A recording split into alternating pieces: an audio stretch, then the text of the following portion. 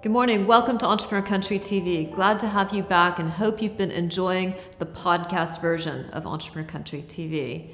Today I have two special guests from different sectors to share with you about their businesses.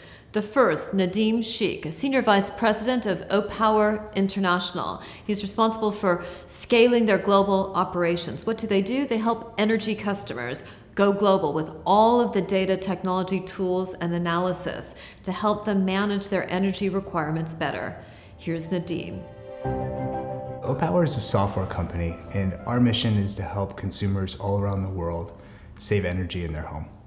And the way we do that is we work very closely with power companies, and we've built a software platform that allows us to analyze the data about you, your family, and how you consume energy, give you very tailored, personalized recommendations, and use behavioral marketing and nudges to try to get you to also use less and use energy more wisely. And we realized that there was a unique opportunity to build one cloud-based platform for the energy industry. We were able then to scale the company very quickly.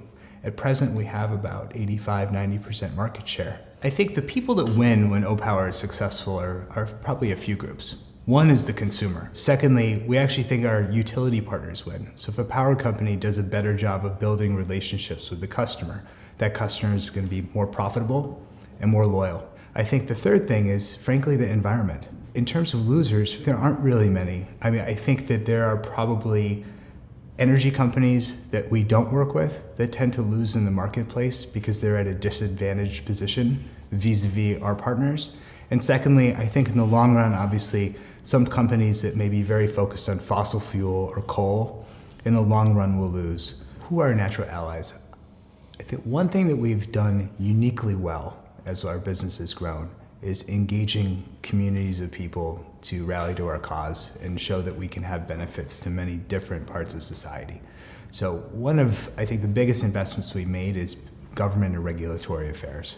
This has allowed us to get really at the top of the food chain, government to support us, because government realizes we can help make an economy more carbon neutral, but we can also improve energy security. Second are community groups that are very focused on improving customer access to electricity, reducing the cost of energy for consumers. I guess our greatest natural ally is actually the people who are our partners in running our business. Often the heads of sales and marketing are the people who are most benefited by Opower. We help them improve their brand. We help them improve the service that they're giving to the consumers that they serve. If I give you great advice about how to save energy in your house, you're far less likely to call, you're far less likely to quit.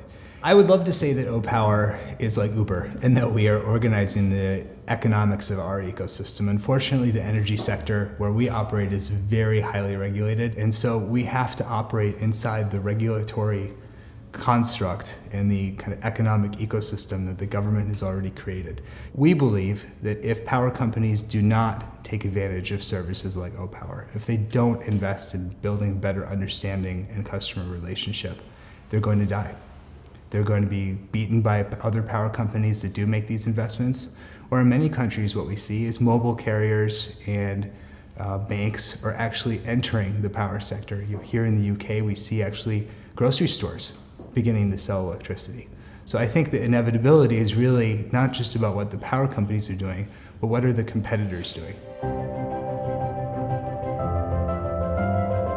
Hope you enjoyed hearing Nadeem talk about scaling the operations of Opower. Opower is an example of the type of company that the Build a Country Challenge focused on the smart home has attracted.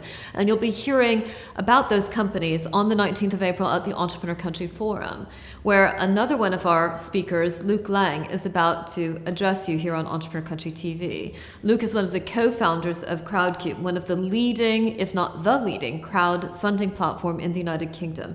They've experienced explosive growth, and he's here on Entrepreneur Country TV to share with you his story.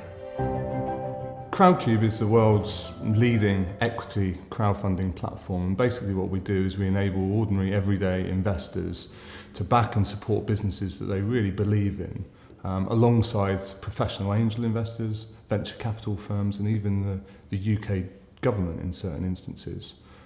We've got an investor community approaching 250,000 people, And they invested roughly around £80 million last year into British businesses. Crowdcube is a tech business, it's a fintech business, and we're tremendously passionate and proud about our technology.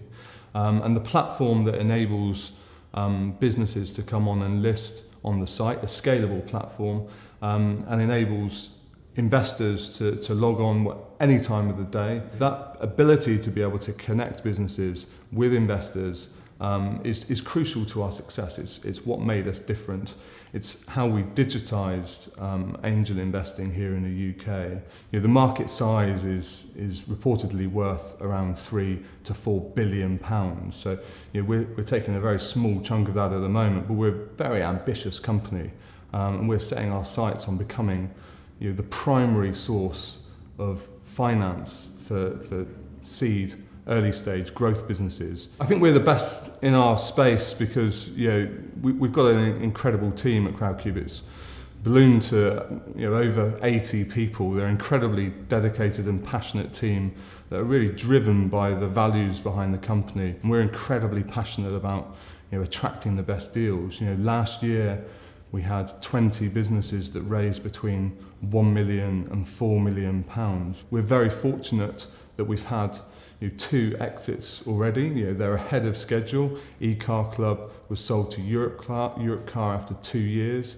Camden Town Brewery was sold to AB InBev after just 9 months, delivering multiple returns to investors. I guess how we're changing the iceberg's Goliaths in the industry is through collaboration, through working together.